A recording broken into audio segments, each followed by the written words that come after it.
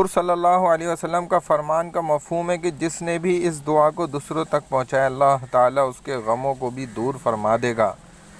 اللہم یا فارج الہم وکاشف الغم فرج ہمی ویسر امری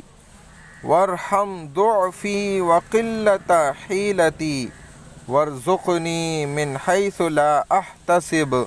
یا رب العالمین۔ اے اللہ، غموں کو دور کرنے والے، تکلیفوں کے بادلوں کو دور کرنے والے، میرے غم کو مجھ سے دور کر دے، میرے معاملے کو آسان کر دے، اور میری کمزوری پر اور میرے وسائل اور کوشش کی کمی پر رحم فرما، اور مجھے ایسی جگہ سے رزق عطا فرما جہاں سے میں گمان بھی نہ کر سکوں، اے رب العالمین۔